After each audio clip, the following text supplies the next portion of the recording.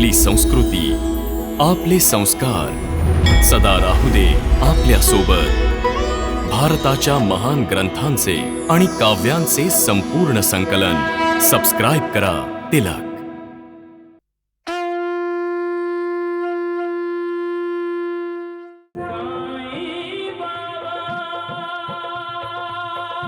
साई कथा अनंत है, साई नाम अनमोल,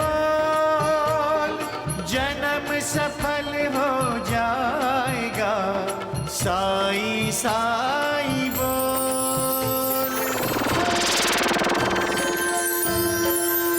साई राम साई श्याम, दुख भंजन तेरु नाम. साई राम साई श्याम, दुख भंजन तेरो नाम. अनंत कोटि ब्रह्मांड नायक, राजाधिराज योगिराज, परब्रह्म सच्चिदानंद सद्गुरु श्री साईनाथ महाराज की जय.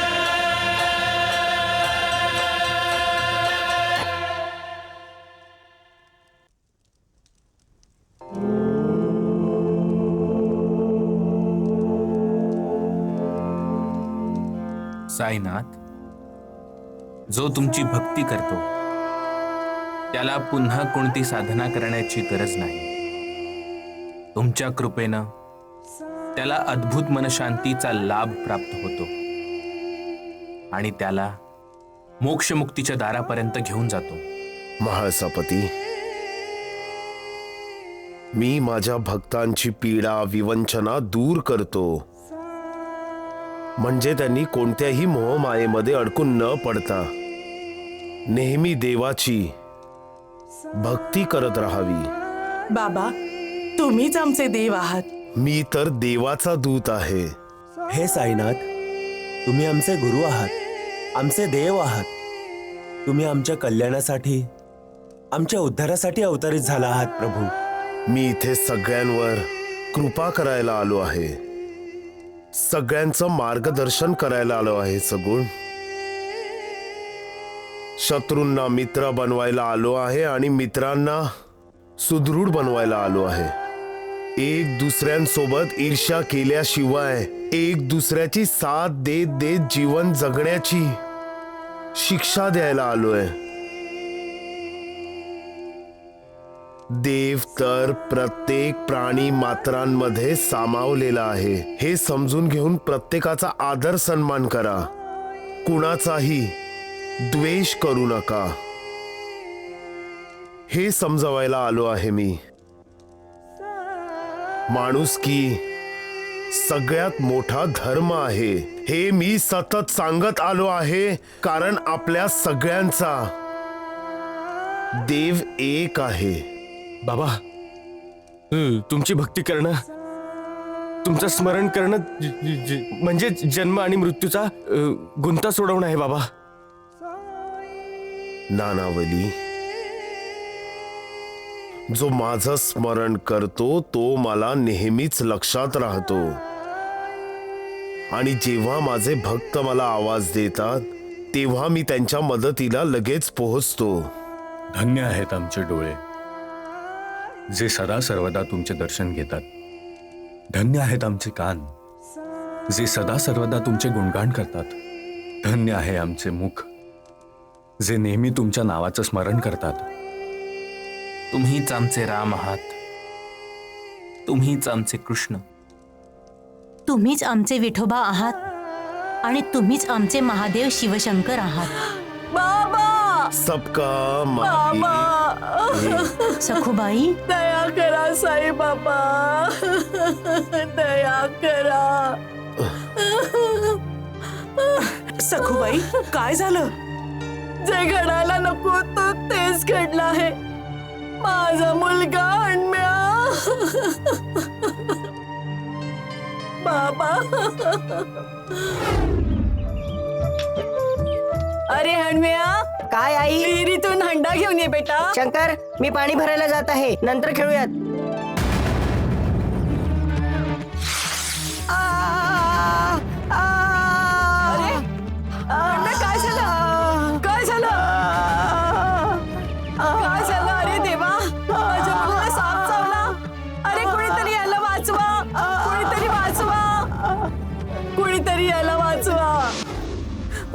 बाबा बाबा माझा मुलगा हणम्याला वाचवा. माझ्या मुलाला हणम्याला वाचवा बाबा. बाबा बाबा तुम्ही तर देव आहात. तुमचं राज्य चालतं जन्मावर मृत्यूवर. तुम्ही मला विभूती द्या. माझा मुलगा ठीक होऊन जाईल बाबा. मला तुमचे चरण तीर्थ द्या. त्याच्यासाठी ते अमृत असेल. माझ्या मुलाला वाचवा बाबा. साईनाथ, सखुबाईला विभूती द्या. देवा, सखूबाईला तुमच्या चरणाचं तीर्थ द्या. बाबा मी देतो. नाही श्यामा, नाही.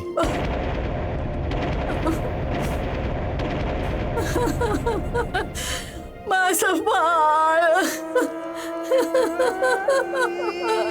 माझा मुलगा मरून जाईल. देवा, तुम्ही बाबा,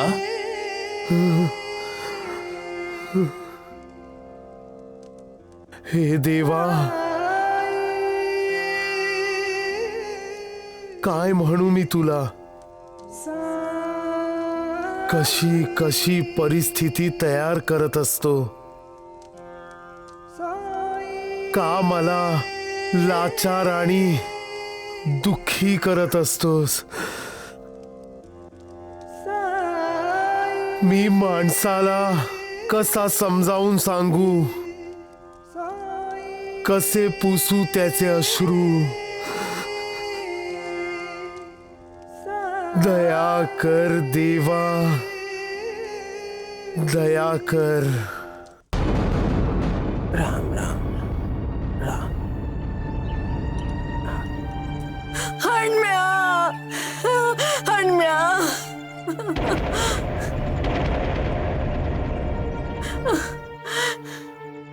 अरे राम राम. हणम्या, हणम्या. हणम्या, हणम्या उठ. सखूबाई, अगं स्वतःला सांभाळ आणि भानावर ये. सगळी विठ्ठलाची कृपा आहे. सापाचं विष ह्याच्या पूर्ण शरीरात पसरलं होतं. हणम्या जिवंत नाहीये.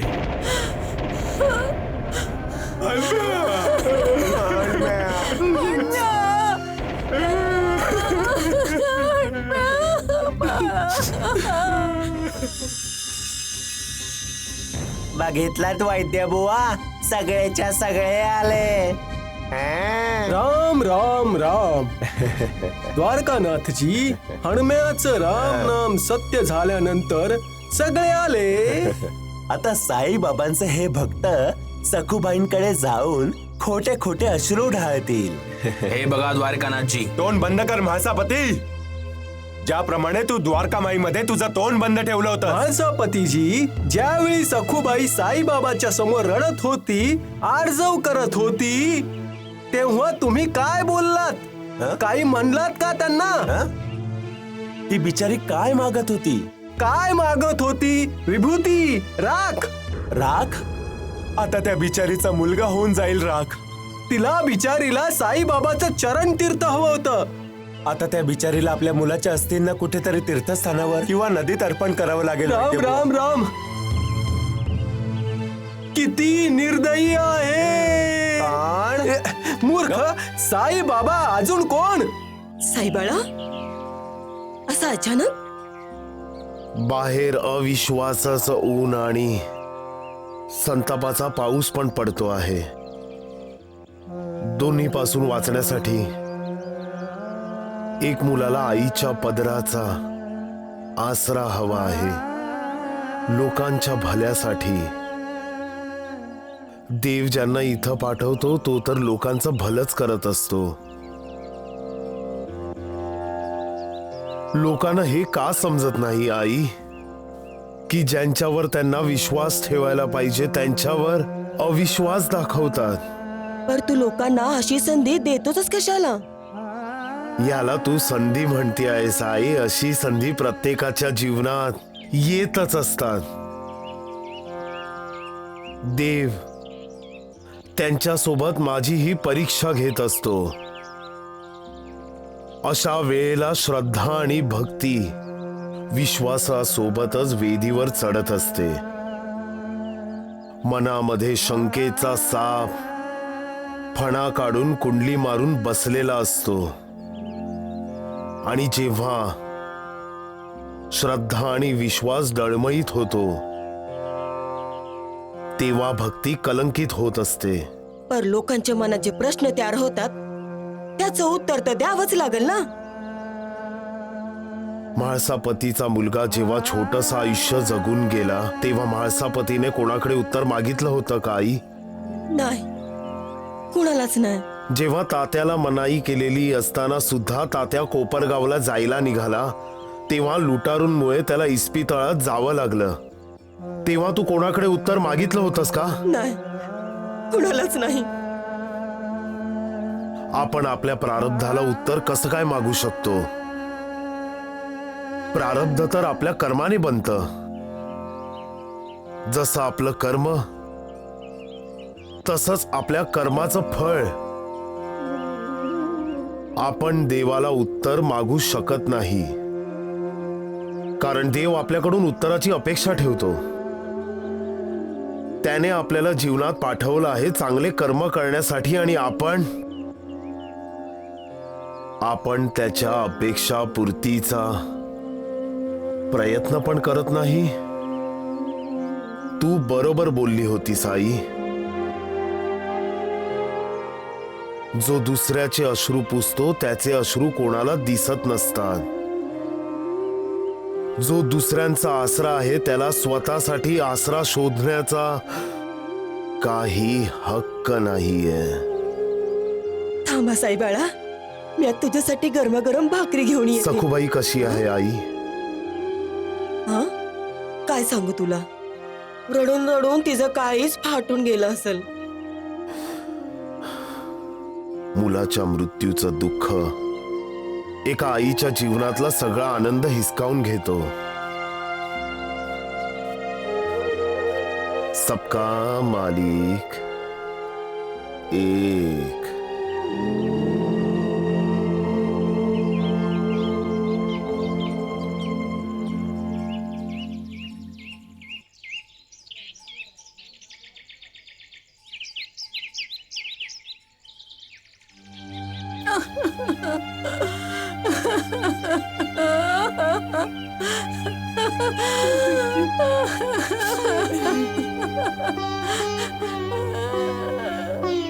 सकू, सकूबाई, काहीतरी खाऊन घे.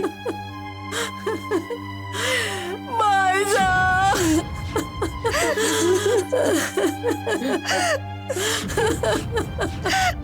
नको रडूस ग. माझ्या चुकीमुळे अण्म्या गेला. नको रडूस ग. अण्म्या बायचा. तुझ्या चुकीमुळं? हो बायचा, साईबाबांनी मला संकेत दिला होता आणि मी त्याच्याकडे लक्ष दिलं नाही.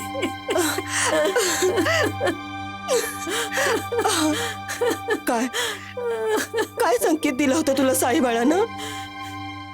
साईबाबा त्या दिवशी माझ्या घरी भिक्षा मागायला आले होते. ए माई भिक्षाम देही.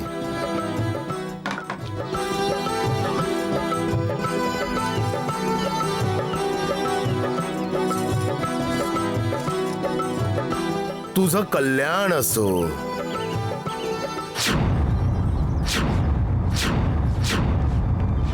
हा अंडा इथून फेकून दे.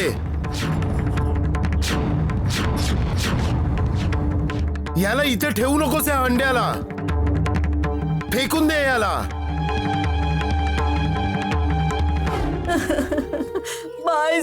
मी साईबाबांचं म्हणणं ऐकलं नाही. त्यांनी अंडा फेकून द्यायला सांगितला होता आणि मी नाही फेकला.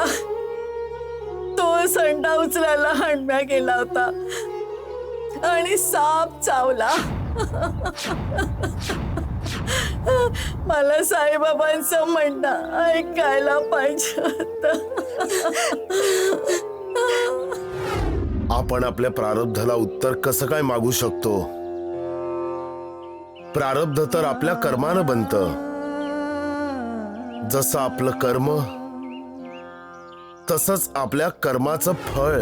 म्हणजे साईनं हंडम्याचा मृत्यू बघितला होता.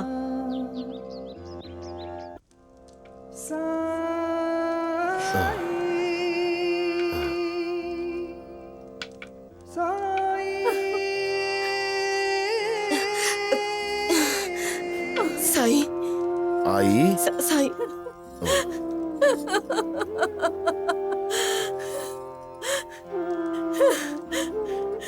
माझ्याकडून खूप मोठा अपराध झालाय बाबा.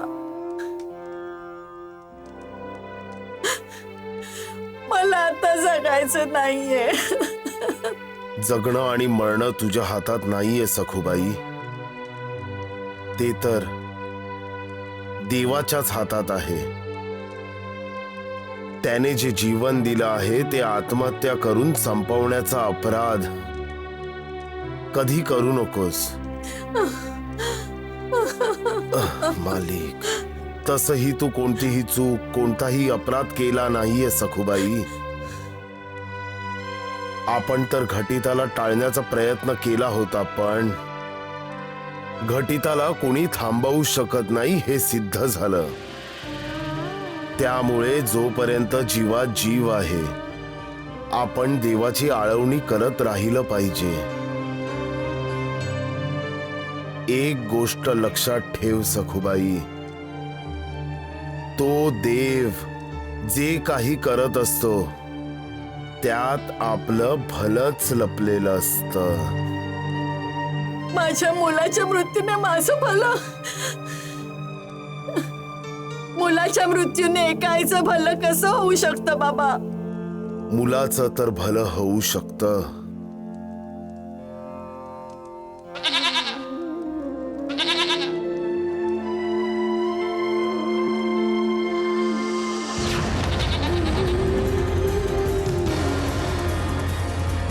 अगं बाई,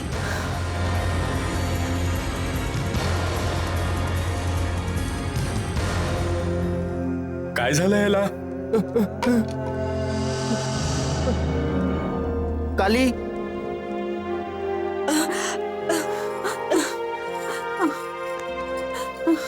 अगं बाई, साईबाळा, बकरी तर मेली.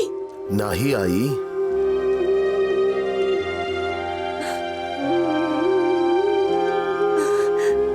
ऊन सहन झालं नाही त्यामुळे पडली आहे. बाबा, बकरी मेली आहे. काली, काली.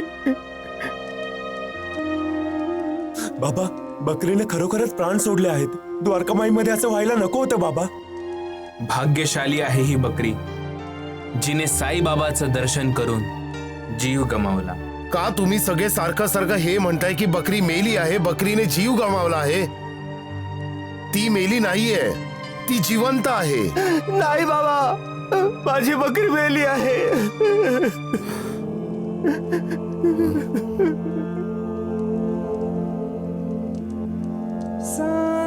देवा,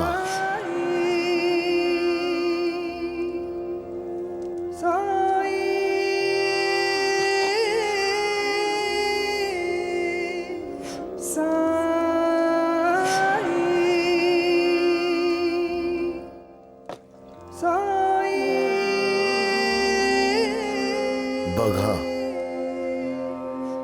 ती फक्त झोपली आहे, थकली आहे बिचारी. द्वारकामाईच्या कुशीत आराम करते आहे. सुखधाम धनधाम साईराम साई श्याम, गुणधाम यशधाम साईराम साई श्याम, ओ भक्त वत्सल दीन बंधु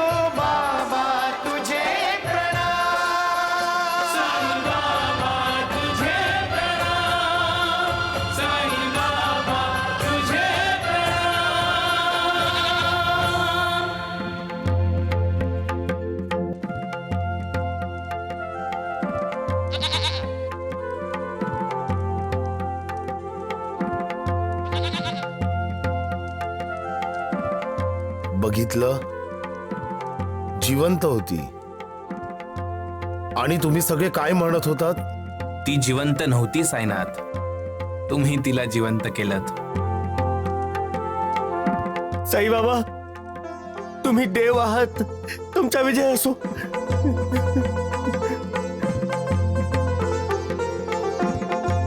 साई बाळा, तू बकरीला जिवंत केलंस? आई,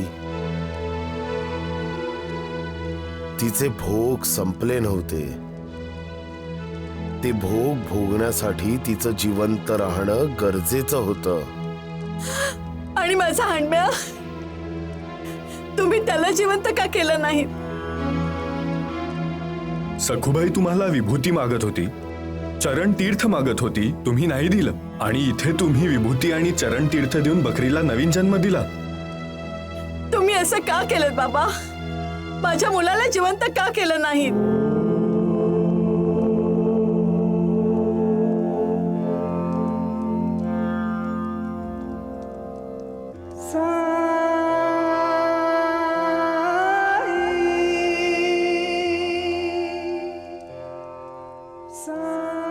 मी कोणावर अन्याय करत नाही सखूबाई.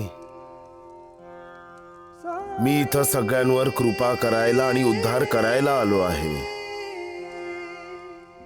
तर मग मी तुझ्या हणम्याच्या उद्धाराला कसा थांबवू शकणार होतो? हणम्याचा उद्धार? आई, हणम्या आपल्या उन्नतीकडे गेला आहे. देवाची कृपा झाली आहे त्याच्यावर. नवीन जन्मात हणम्या जे कर्म करणार आहे, असे कर्म तो या जन्मात करूच शकला नसता. हणम्या त्याच्या उद्धाराच्या पायरीवर आहे. जर मी हणम्याला त्याच्या या जन्माचं शरीर सोडण्यापासून थांबवलं असतं, तर मी त्याच्या सोबत अन्याय केला असता. या जन्मात हणम्याचा उद्धार होणार नव्हता आई. या जन्मात त्याला नवीन जीवन देण्याचा अर्थ झाला असता त्याच्या नवीन जन्माच्या जीवनाला कमी करणं. आणि या नवीन जन्माचं आयुष्य वाढवण्याचा अर्थ म्हणजे जे कार्य हणम्या नवीन जन्मात करणार आहे, त्या कार्याचं पूर्ण न होणं. त्या कार्यामध्ये बाधा निर्माण होणं, जे हणम्याच्या हितासाठी नव्हतं. वियोगाचं दुःख काय असतं हे मलाही माहिती आहे सखूबाई. पण तू अश्रू नको ढाळूस. माझ्यावर विश्वास ठेव. हणम्या योग्य जागी पोहोचला आहे. त्याचा उत्कर्ष निश्चित आहे. त्याचा उद्धार होणार आहे.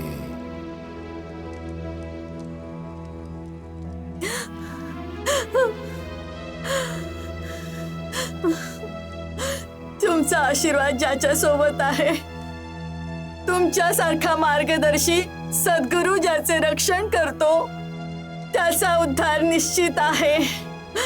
माझा हणम्या भाग्यशाली आहे बाबा. तुम्हाला कोटी कोटी प्रणाम.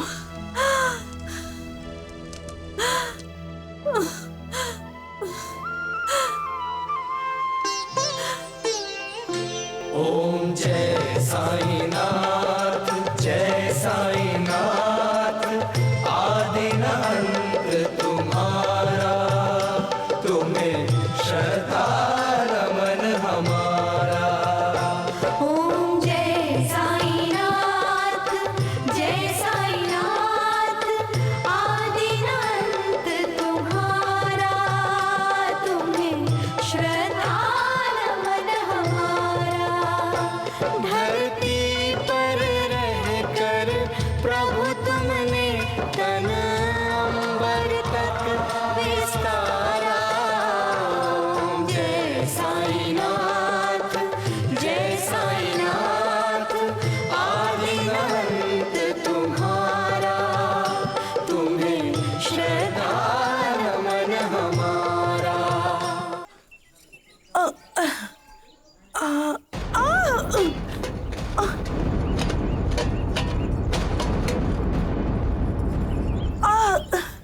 काय झालं?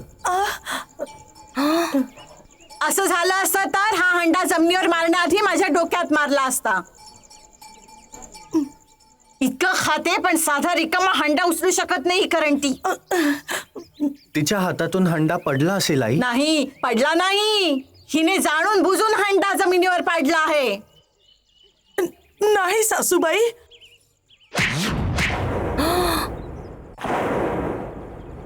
कोणत्या जन्माचा बदला घेते आहेस तू माझा? आता या हंड्याला तुझ्या अश्रूंनी भरणार आहेस का?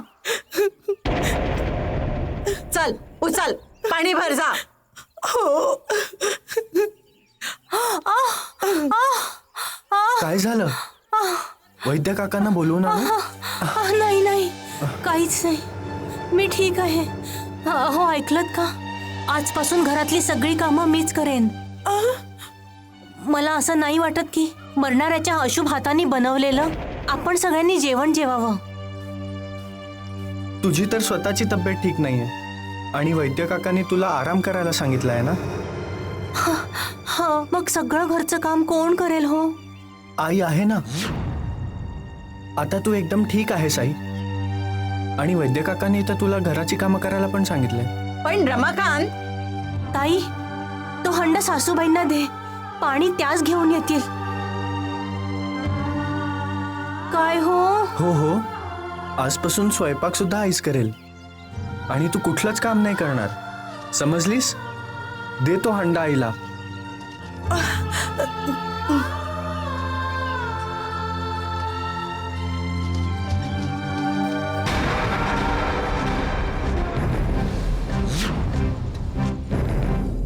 माफ करा सासूबाई, जितका त्रास तुम्ही ताईला दिला आहे ना, तो सगळा भोगावा लागेल तुम्हाला.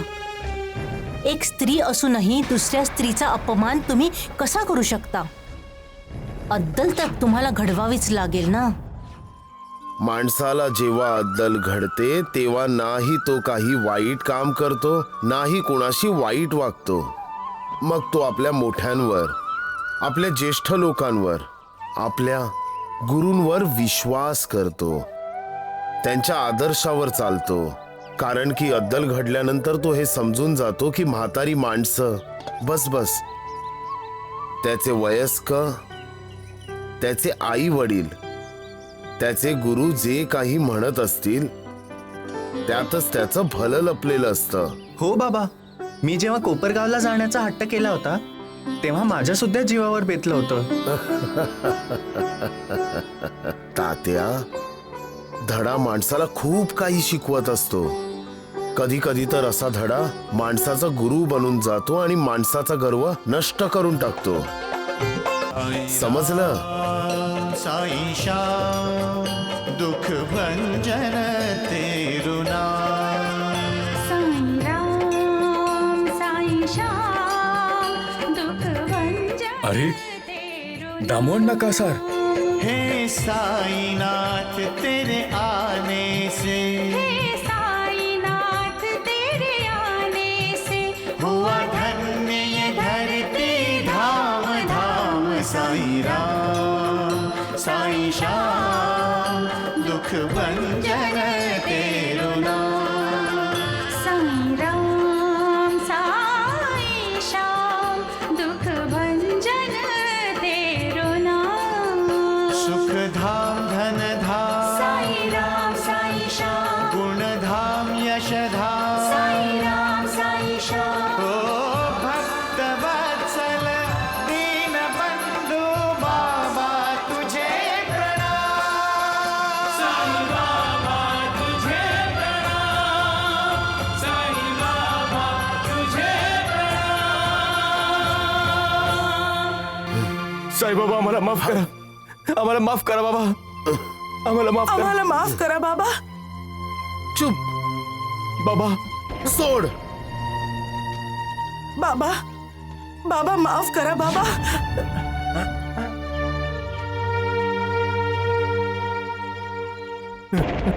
बाबा बाबा बाबा, राम राम राम राम. द्वारकानाथजी, आपण बघतायत ना? अरे त्या ढोंगी साईनी दामू अण्णाला कसं ठोकरलं. अरे वैद्यबुवा, हा साई मोठा निर्दयी आहे आणि शिर्डीवाले याला देव मानतात. देव. बाबा तुम्ही दीनानाथ आहात. बाबा तुम्ही भक्तवत्सल आहात. बाबा तुम्ही सुख करता आहात. बाबा बाबा बाबा आमच्यावर कृपा करा बाबा. दया करा बाबा. तुमच्या चरणाशी आलो आहोत बाबा. हो बाबा. बाबा बाबा बाबा बाबा बाबा तर गेले. ते द्वारिकेला निघून गेले. वैद्यबुवा, जर साईचा स्वभाव असाच अहंकारी राहिला तर आपलं काम आपोआपच सोपं होईल. आपल्याला याला बाहेर काढण्याची गरजच पडणार नाही. आणि याचा अर्थ साईबाबा शिर्डी सोडून जाणारच नाहीत. अरे मूर्खा, हे घे, पकड पकड, ह्याला पकड. मूर्ख कुठला. याचा अर्थ शिर्डीवाले त्या ढोंगी साईला शिर्डीतून बाहेर हाकलून देतील. समजलास. समजलो. धीर धरा दामू अण्णा. साईबाबांचा मंत्र आहे श्रद्धा आणि सबुरी. या चला. वैद्यबुवा, आता यात काहीच संशय नाही की हा साईबाबा शिर्डीतून जाणार.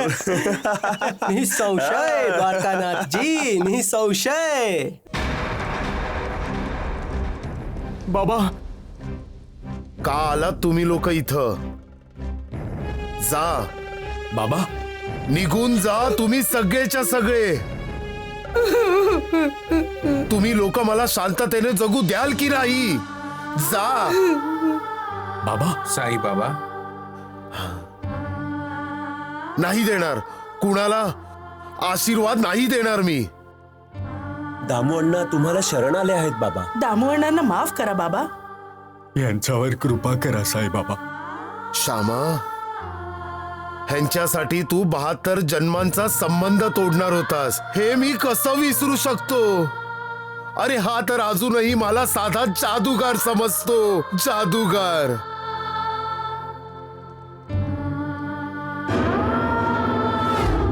उर्मिला, काय म्हणतेस? शिर्डीला जाऊयात की घरी परत जाऊयात? स्वामीजी तर म्हणत होते की साईबाबा साधे जादूगार आहेत. विचार ह्याला विचार की हा अहमदनगरला परत जाणार होता की नाही. बाबा आम्हाला माफ करा. बाबा, जर आमच्यासाठी तुम्ही तुमचे दरवाजे बंद केले तर तर आमचा उद्धार कोण करेल?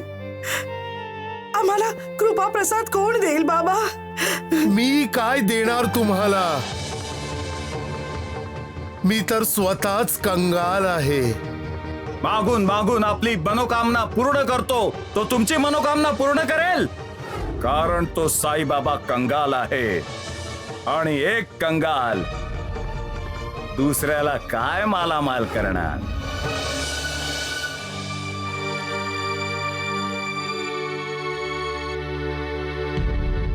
बंद करा हे रडणं भेकणं. बंद करा हे नाटक. देवा, तुम्ही इतके निर्दयी कसे असू शकता? श्यामा, ह्याची तर माझ्यावर श्रद्धाच नाहीये, विश्वासच नाही, तर मग भक्ती कुठून येणार?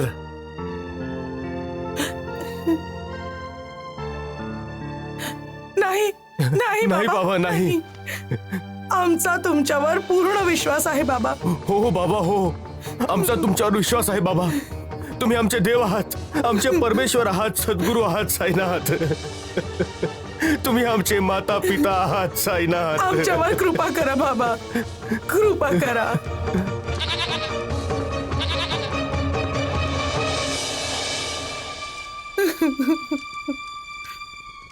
दामू अण्णा,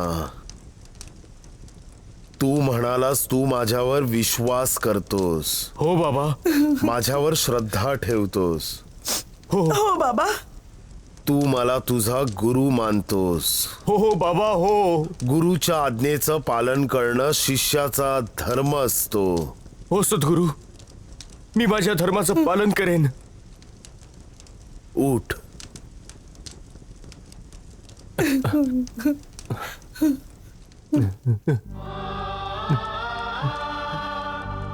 बघूया तू आपल्या धर्माचं पालन करतोस की नाही.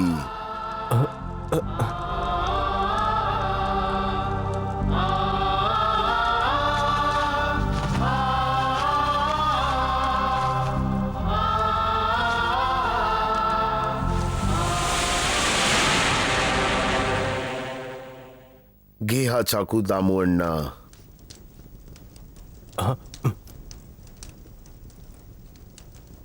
चाकू घे दामू अण्णा. पकड याला. चाकू धर दामू अण्णा.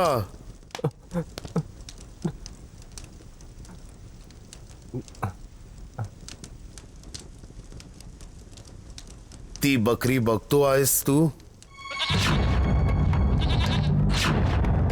या चाकूने त्या बकरीची मान काप दामू अण्णा. साईबाबा नाही. बकरीची मान काप दामू अण्णा.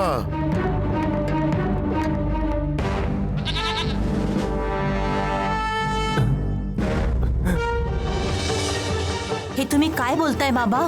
तुम्हीच तर हिला नवीन आयुष्य दिलं होतं बाबा. आता मीच हिचं जीवन हिसकावून घ्यायला सांगतोय. दामू अण्णा पुढे हो आणि या बकरीला कापून टाक. का बकरीचा बळी देताय तुम्ही बाबा? तू मध्ये बोलू नकोस सगुण. बाबा, द्वारिका माई तर सगळ्यांचं भलं करते ना, मग या बकरीचं वाईट का? का थांबलास दामू अण्णा? माझ्या आज्ञेचं पालन कर. साईनाथ, तुम्ही तुमची आज्ञा परत घ्या. बकरीचा जीव घे दामू अण्णा. अरे देवा, दामू अण्णांचा तुमच्यावर विश्वास नाहीये याचा अर्थ हा तर नाही की तुम्ही बकरीचा जीव घेणार. जर तुझा माझ्यावर विश्वास आहे, माझ्यावर श्रद्धा आहे, मला तुझा गुरु मानतोस, तर बकरीचा गळा कापून टाक दामू अण्णा, आता या क्षणी. साई बाबा कधीही खोटं बोलत नाहीत दामू अण्णा. द्वारिका माईमध्ये जो कोणी पाऊल ठेवतो त्याचं भलं होणं निश्चित आहे. वहिनींनी जर बाबाचा कृपा प्रसाद खाल्ला असता तर तुमच्या घरात बाळाची चाहूल लागली असती दामू अण्णा. मी तो नारळ खाल्ला आणि गुरुजी, साईबाबांची कृपा झाली आणि मी आई होणार आहे.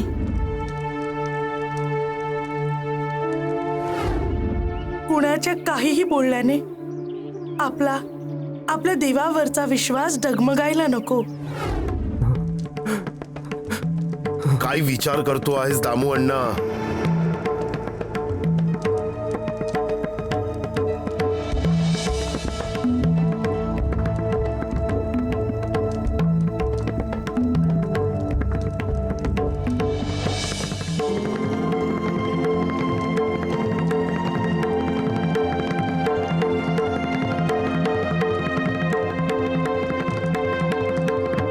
चालव चाकू दामू अण्णा.